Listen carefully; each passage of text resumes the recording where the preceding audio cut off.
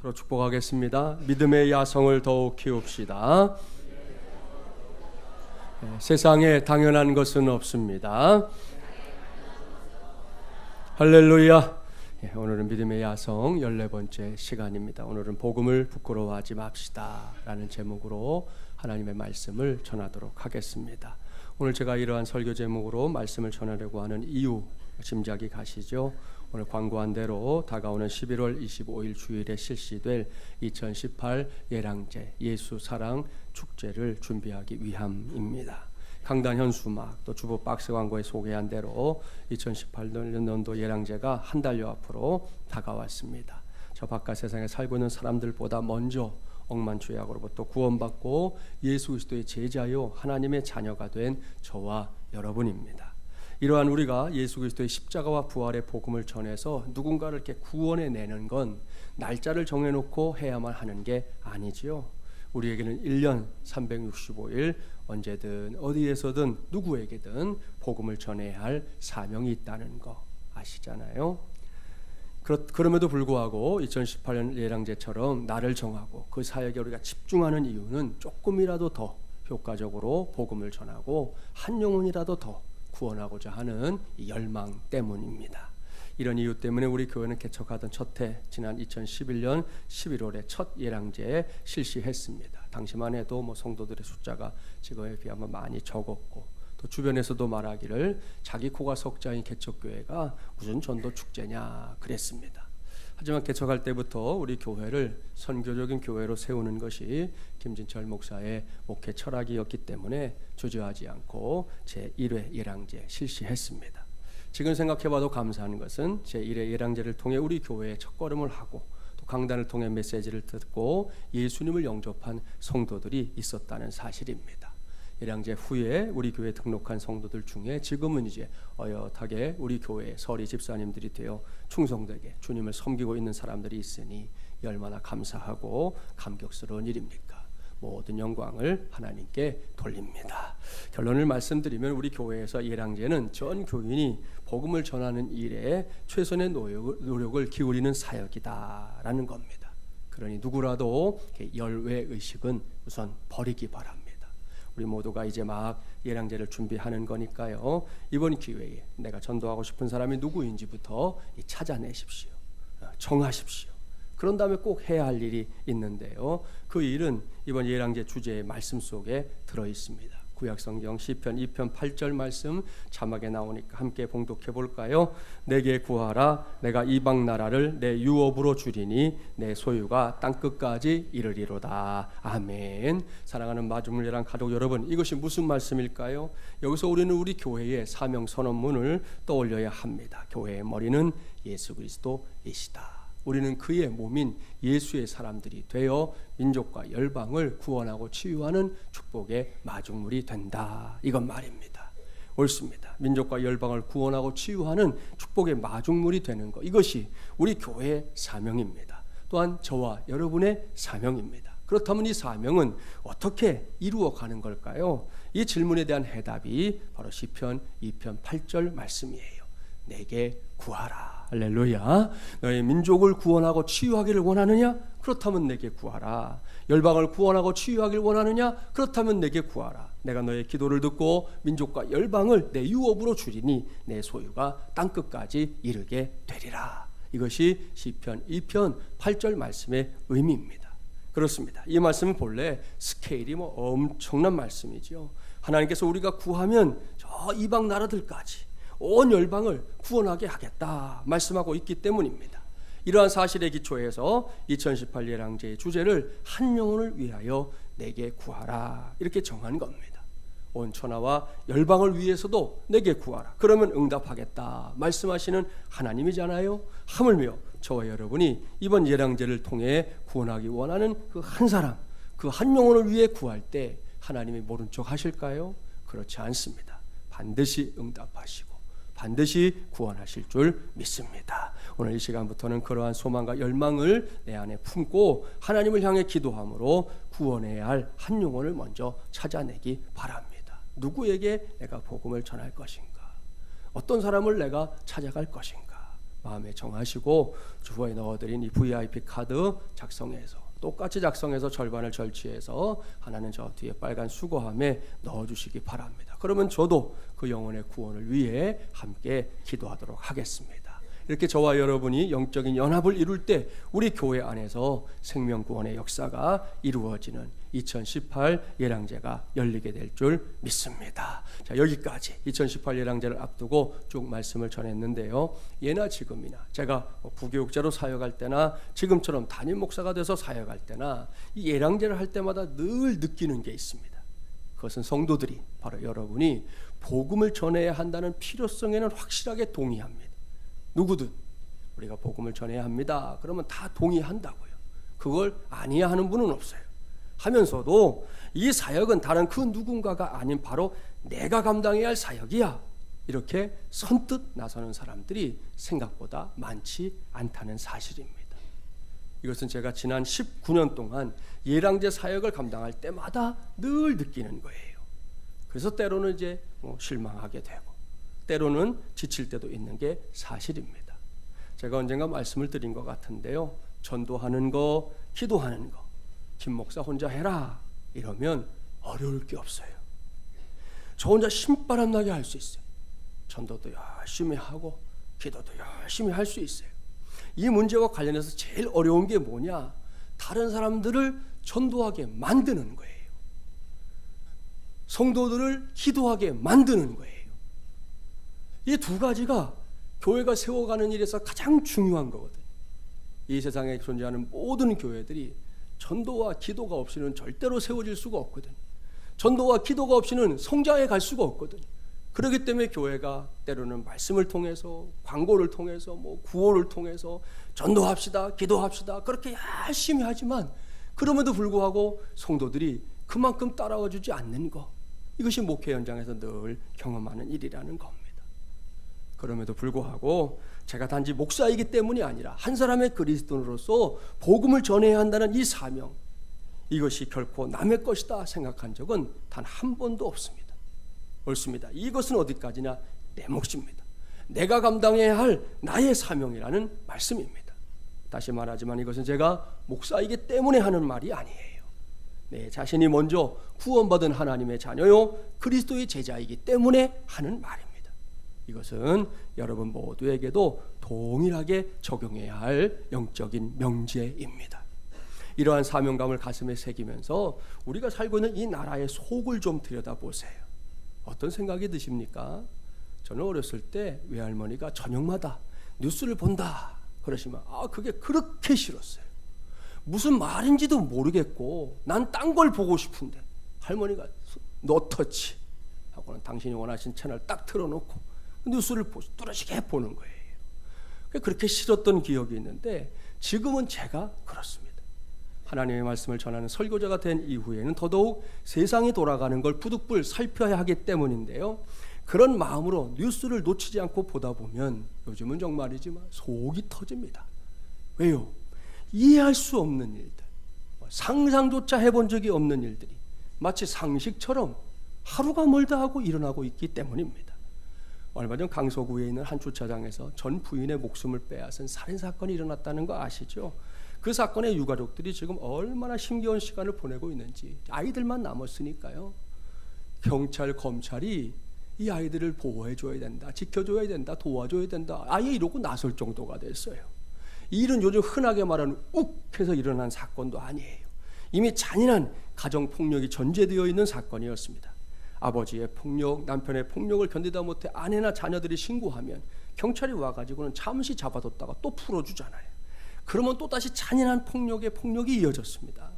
결국 이혼을 했던 건데요. 그걸로도 끝나지 않았습니다. 결국에는 한 사람의 목숨을 빼앗는 참담한 비극이 벌어지고 말았습니다. 이 기가 막힌 사건을 접한 딸이 청와대 국민 게시판에 아빠를 영원히 격리시켜 달라는 내용의 청원을 올렸고요. 국감장에도 얼마 전 출석해서 가정폭력의 현실을 생생하게 증언하기까지 했습니다. 참 속상하고 안타깝고 그거 보면서 분노하신 분들 아마 여러분 모두일 거라 생각해요. 그런가 하면 또다시 돈이 좀 있다는 그 회장이라는 그 호칭을 우리 사회에서 없애면 좋겠어요. 그게 있어갖고 더 그러나 봐요. 회장이라는 사람이 전 직원을 데려다가 무릎 꿇리고 풀스윙으로 갑질 폭력을 행사하는 일이 또 한 주간 내내 하루도 빠짐없이 매스컴에 단골 뉴스가 되었습니다. 그뿐이 아니죠. 몇 주 전에 제가 설교하면서 소개했던 음주운전자를 매우 엄하게 처벌해달라는 윤창호법 기억하시죠? 그 법을 발의하는데 적극적으로 동참했던 한 국회의원이 지가 술을 먹고 무려 15km나 음주운전을 해놓고도 뻔뻔하게 카메라 앞에서 앞으로는 이런 일이 없도록 하겠습니다. 뭐 표정을 죄송하게 짓는 것도 아니고 반질반질한 얼굴로 나와가지고 하는 거, 인터뷰하는 거 우리가 다 봤잖아요. 사랑하는 여러분 보십시오. 참으로 속 시끄러운 세상, 하나같이 어수선한 이 나라의 현실을 부인할 수 없게 만듭니다. 이러한 때 하나님의 자녀요, 그리스도의 제자된 우리는 어떤 생각을 해야 될까요? 어떻게 살아야 할까요? 저는 일련의 사건들을 지켜보면서 다른 그 무엇이 아니라 진정으로 복음이 이 땅에 필요하구나, 이러한 사실을 뼈저리게 느낄 수 있었습니다. 그렇습니다. 우리 모두 분명하게 알아야 합니다. 우리가 부족하든 그렇지 않든, 우리가 연약하든 그렇지 않든 모두가 알아야 합니다. 작금의 사태가 만들어진 배경으로 등장하는 거 있잖아요. 물질과 권력, 갑질과 허세, 안하무인적인 태도 등등은 결코 영원한 것이 아니라는 걸 우리는 알아야 합니다. 정말입니다. 그것들을 꽉 붙잡고 있는 사람들, 그 힘을 믿고 과시하는 사람들은 그게 영원할 거다 이렇게 생각하지만 그렇지 않아요. 반드시 벽에 부딪힐 때가 옵니다. 반드시 한계에 직면할 때가 옵니다. 그 모든 것이 인생의 마지막 시간 앞에서 자신이 원하는 곳으로 이끌어줄 수 없다는 걸 깨닫는 시간이 반드시 온다는 말씀이에요. 그렇다면 여기서 우리 모두가 분명하게 믿고 알아야 할 것이 뭡니까?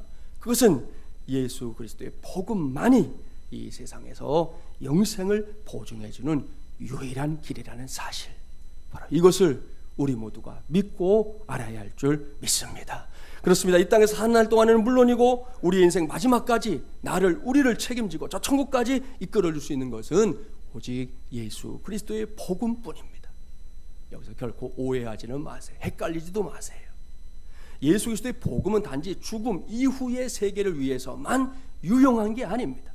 우리가 세상에 태어나서 딱 한 번뿐인 인생을 살아가는 동안에도 복음은 인생의 방향을 얼마든지 바꿔놓을 수 있을 만큼 귀한 것이고 위대한 것입니다. 이것은 김진철 목사만의 생각이 아니에요. 우리나라가 일제 치하에서 해방되고 광복을 맞자 해외에 있던 많은 분들이 들어왔는데 그 중에 한 분이 김구 선생님이에요. 기쁜 마음으로 서둘러 귀국했습니다. 그러나 국내 상황이 너무 좋지 않았죠. 오늘날과는 비교조차 할 수 없었다는 거 아시잖아요. 당시에는 지금과 달리 산업시설이나 교육시설이 제대로 갖춰지지 않았습니다. 무엇보다 이렇게 질서를 유지할 수 있는 치안시설마저도 매우 부족한 상황이었습니다. 그때 김구 선생님의 곁에 있던 사람들이 먼저 나라의 질서를 유지해야 한다 이렇게 주장하면서 경찰서를 추가로 건립해야 합니다 하고 강력하게 건의했습니다. 그때 김구 선생님이 뭐라고 했는지 아십니까? 경찰서 100개를 세우는 것보다도 교회 하나를 세우는 것이 훨씬 더 낫네 그랬습니다. 할렐루야. 무슨 말일까요? 김구 선생님이 알았다는 거예요. 하나님의 말씀을 따르는 사람들은 누가 시키지 않아도 법을 지킬 것이고 이웃을 사랑함으로 그 지역을 활기차게 변화시킬 걸 알았습니다. 그렇게 김구 선생님은 강압에 의한 실천보다는 진리에 의한 행동이 더 효과적이라는 사실을 진작에 깨닫고 있었던 겁니다. 이것이 복음의 능력입니다.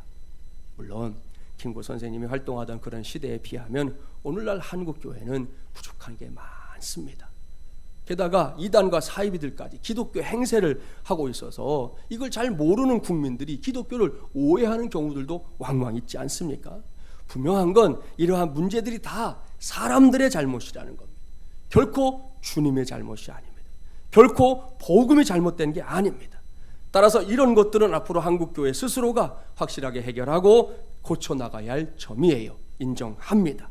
그럼에도 불구하고 예수 그리스도의 복음, 그 십자가와 부활의 복음 자체가 가지고 있는 능력과 권위는 결코 훼손될 수 없다는 사실을 이 시간을 빌어 여러분 모두에게 단호하게 천명하는 바입니다. 할렐루야. 이것은 사도 바울의 생각이기도 했습니다.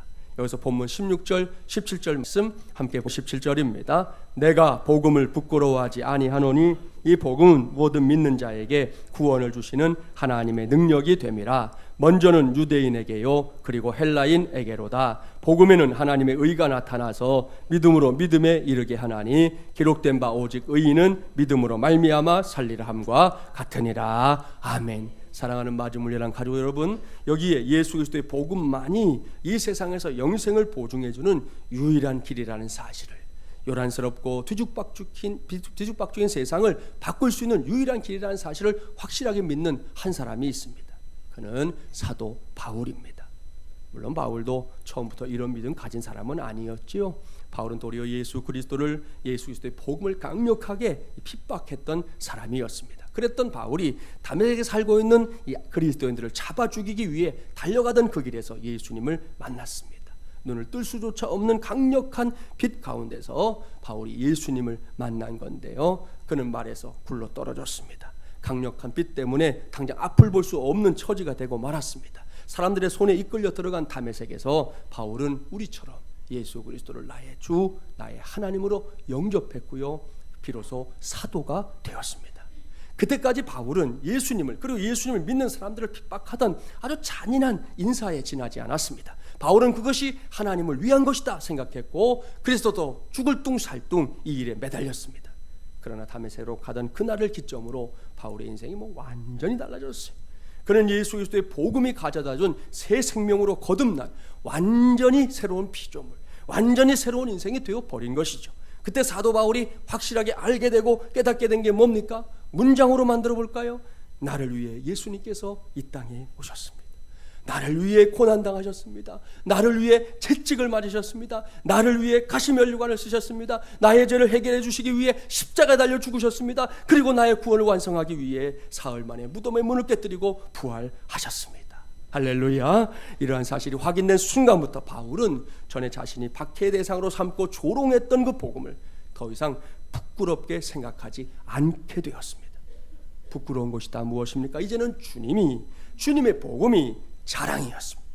최고의 자랑, 최우선의 자랑, 가장 고귀한 자랑이 되었습니다. 내가 복음을 부끄러워하지 아니하노니. 보십시오. 내가 복음을 부끄러워하지 않는다. 이것이 바울의 흔들림 없는 확신이었다는 거 알 수 있지요. 이것은 사도 바울만이 아니라 우리 앞서 살았던 수많은 신앙의 선배들이 동일하게 붙잡았던 신앙이기도 합니다. 1885년 당시는 우리나라가 조선시대였다는 거 아시죠? 조선에 온 최초의 이 장로교 선교사는 언더우드 선교사님입니다. 그 선교사님이 이 땅에 와서 남겨놓은 아주 애절한 기도, 초창기에 그분이 하나님 앞에 드렸던 애절한 기도가 지금도 전해지고 있는데요, 그 기도문을 영상을 통해 확인해 보겠습니다.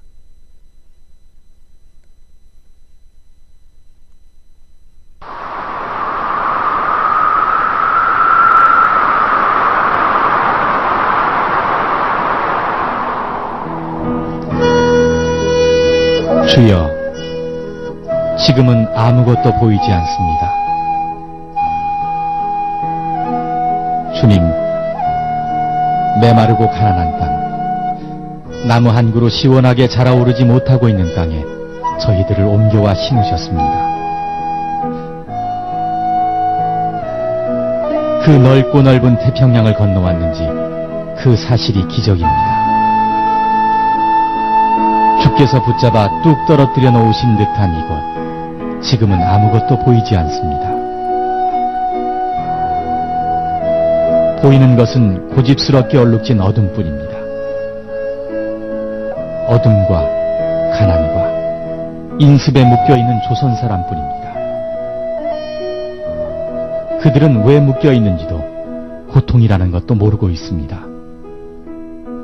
고통을 고통인 줄 모르는 자에게 고통을 벗겨주겠다고 하면 의심부터 하고 화부터 냅니다. 조선 남자들의 속셈이 보이지 않습니다. 이 나라 조정의 내신도 보이질 않습니다. 가마를 타고 다니는 여자들을 영영 볼 기회가 없으면 어쩌나 합니다.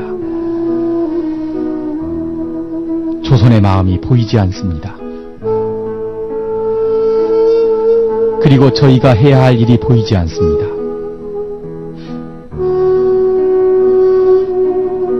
그러나 주님, 순종하겠습니다.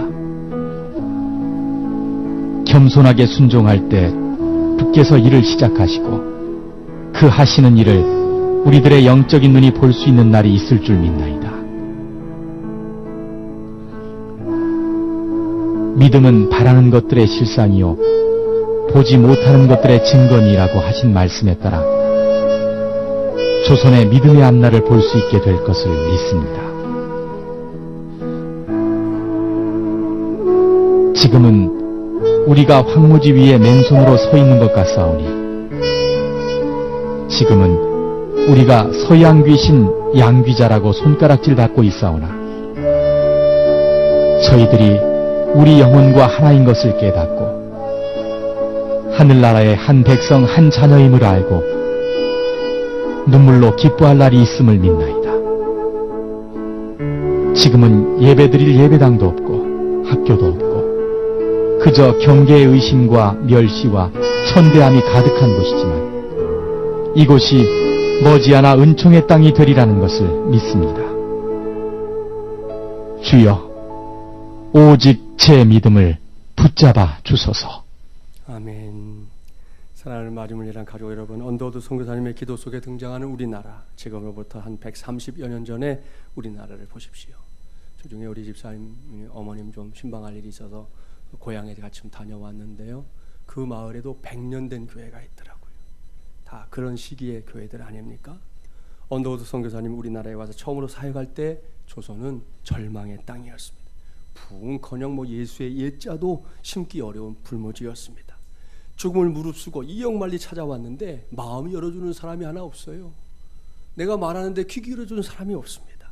온통 자신을 경계하는 사람들 뿐이었습니다. 도와달라도 아니고 도와주겠습니다 이렇게 말한 건데도 의심부터 하고 화부터 냈다지 않습니까? 심지어는 선교사님 지나가면 손가락질합니다. 서양 귀신이다, 양귀자다 그랬다는 거지요. 이렇게 암담하고 우울한 상황이었지만, 그런 일이 매일 반복됐지만 언더우드 선교사님은 그래도 예수 그리스도의 복음을 부끄러워하지 않았습니다.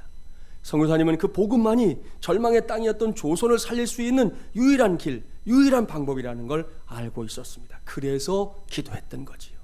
눈물로 기도했던 겁니다. 물론 당시의 모든 상황들을 전제할 때 그의 기도는 그야말로 세 발의 피였습니다. 이러고 저러고 기도는 하고 있지만 어떤 응답을 기대한다는 것 자체가 불가능해 보였거든요.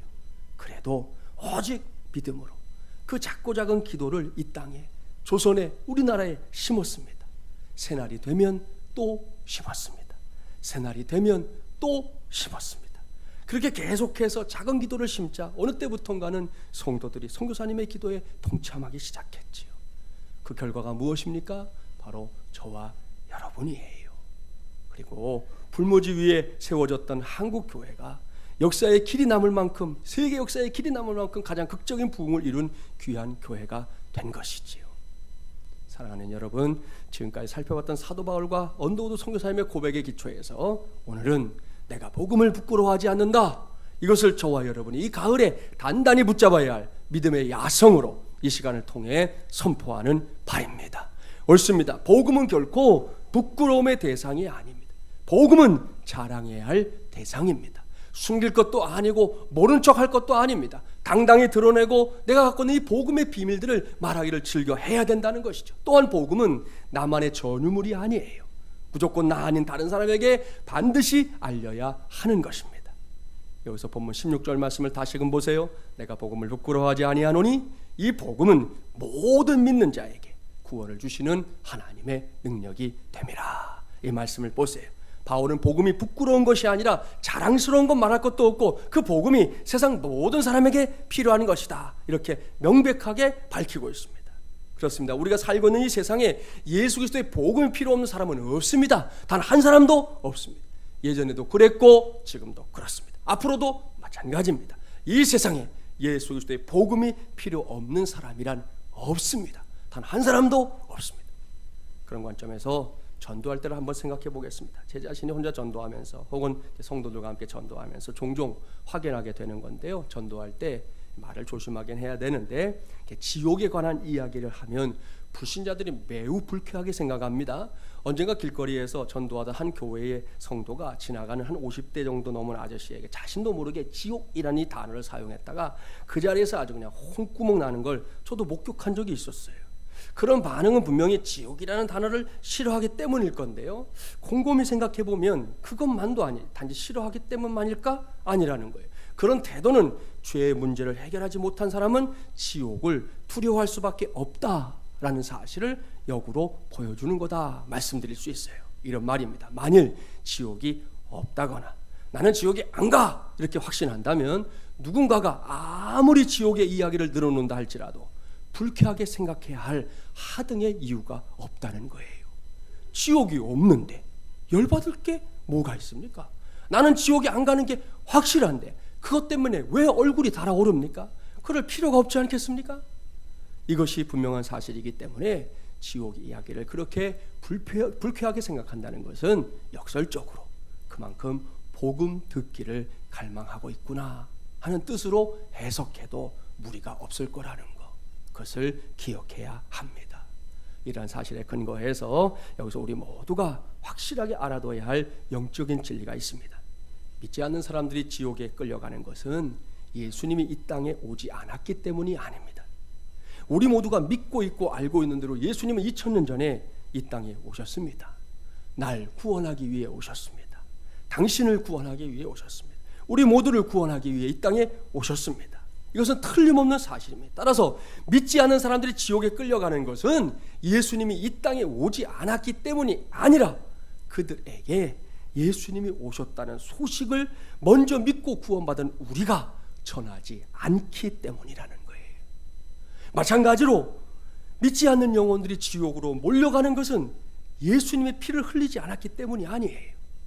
먼저 믿고 구원받은 우리 모두가 그들에게 당신을 위해, 당신의 죄를 용서하기 위해 예수님께서 물과 피를 다 쏟으셨습니다, 이 소식을 전하지 않기 때문입니다. 사랑하는 마주물예랑 가족 여러분, 여기에 우리 모두가 전도에 힘써야만 하는 이유, 너무나도 명백한 이유가 있습니다. 또한 여기에 우리 교회가 매년 이맘때 예량제를 개최하는 이유, 꼭 그렇게 해야만 하는 이유가 있습니다. 방금 설명했던 사실에 근거해서 본다면 전도의 값어치는 예수님의 피의 값어치와 같다, 감히 이렇게 설명할 수 있어요. 왜요? 아무리 예수님이 오셔서 인류를 구원하기 위해 모든 피를 다 쏟아주셔도 우리가 그 소식을 전하지 않으면 예수님의 피가 무용지물이 되기 때문입니다. 그래서 전도는 예수님의 피값과 똑같은 가치가 있는 일이다, 이렇게 말씀드릴 수 있다는 거예요. 이를 명심하고 오늘부터 2018 예랑제가 열리는 그 시간까지 예수님의 피값에 해당되는 전도에, 그 생명구원의 역사에 혼신의 힘을 다하기 바랍니다. 명심하십시오. 하나님은 그 혼신의 힘을 통해 반드시 한 생명 한 생명을 구원하십니다. 이런 전도와 관련해서 참 가슴 아픈 그러나 깊은 은혜가 되는 실화 하나 소개하려고 그래요. 지금은 이제 안산 제일교회의 원로 목사님이 되신 고훈 목사님이라는 분 계시는데, 우리 교단의 어른인데 이분이 이제 목회 현장에서 목회하실 때의 경험담입니다. 어느 해인가 그 교회의 박 집사님이라는 분이 큰아들 결혼 주례를 목사님에게 부탁했어요. 목사님의 주례로 교회에서 결혼식을 하면 믿지 않는 며느리와 아들을 전도할 수 있겠지, 이런 소망 때문이었습니다. 박 집사님은 평소에 늘 이렇게 말했다는 거예요. 목사님, 평생 남편과 5남매를 위해 기도했는데 왜 저는 한 식구도 구원하지 못할까요? 도대체 언제나 우리 식구들은 구원받게 될까요? 이렇게 속상해하면 목사님이 위로해 주는 거지요. 집사님, 너무 걱정 마세요. 나도 함께 전도하겠습니다. 하나님의 때를 기다립시다. 이렇게 위로해 주셨다는 거예요. 이런 집사님의 부탁으로 맞이하게 된 결혼식, 토요일 11시였습니다. 교회 결혼식도 대부분 토요일을 하니까요. 그런데 그날 아침 7시에 박 집사님이 연탄가스 중독으로 그만 세상을 떠나고 말았습니다. 잔치를 앞두고 생각지도 못한 큰일 때문에 온 집안이 발칵 뒤집혀졌어요. 울음바다가 되고 말았습니다. 당장 결혼식은 11시인데 가족들이 어찌할 바를 모르게 된 거죠. 목사님도 고백하기를 자기도 목회하면서 처음 당하는 일이었기 때문에 경황이 없었다 그러더라고요. 그런데 그때 하나님께서 목사님에게 죽은 자들은 죽은 자로 장사 지내고 산자 너는 복음을 전하라. 누가복음 9장 60절 말씀을 주셨다는 거예요. 목사님은 서둘러 가족 중 한 사람에게 집사님의 시신을 잘 지켜라 하고는 교회에서 하는 거니까 결혼식을 예정대로 올렸습니다. 결혼식이 끝나자마자 목사님이 신랑과 신부를 불렀습니다. 신부는 놀라지 말고 잘 들으세요. 시어머니가 오늘 새벽에 돌아가셨어요. 이제 예복을 벗고 상복을 입고 시어머니 장례식을 치릅시다. 목사님 내가 도와줄 테니 너무 걱정 마세요. 정말이지 우리가 생각해봐도 뭐 기가 막힐 일 아니겠습니까? 당장 동네 사람들 새 며느리가 시어머니 잡아먹었다 수군거렸습니다. 아무튼 이런 인간들 어디 가나 꼭 있죠. 참 답답한 인간. 그렇게 밥 먹고 할 일이 없어갖고 남의 불행을 잘근잘근 씹어야 직성이 풀리는 이런 사람들, 죄송합니다. 그 주둥이를 어떻게 해야 될지 답답할 노릇이. 아무튼 너무나도 가슴 아픈 장례식이 치러진 건데요. 그 장례식에 놀라운 반전이 일어났어요. 새 아들이 장례식 전에 우리가 이제 보통 3일장 하잖아요. 입관하고 다음 날 이제 발인하는데 발인하기 전날 밤이죠. 목사님에게 찾아와서 새 아들이 무릎 꿇고 회개했다는 겁니다. 그 이유는 이것이었어요.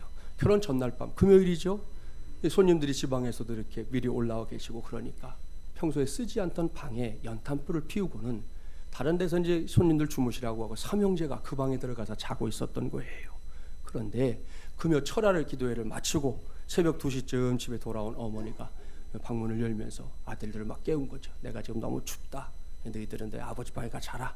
나는 좀 더 기도하고 몸 좀 녹이고 잘게. 그래서 아들들을 다 깨워가지고는 아버지 방으로 다 들여보낸 거예요. 그리고 자기가 이제 그 방 가서 주무시게 됐으니 그 뒤에 벌어진 일이 뭔지 아시죠? 결국은 어머니가 새 아들이 마실 연탄가스를 홀로 다 삼켜버린 거예요. 아들들은 어머니가 자신들을 대신해서 세상을 떠난 걸 너무너무 마음 아파했습니다. 어떻게 할까 아들들끼리 그 일을 놓고 고민하다가 다른 건 몰라도 평소 어머니가 가졌던 소원 하나는 들어드리자 이렇게 다들 마음을 먹고 목사님을 찾아와서 자초지종을 이야기하고 자신들을 위해서 기도해 달라고 그렇게 말씀드리게 된 겁니다. 결국 온 가족이 그 다음 주 교회에 나왔고요.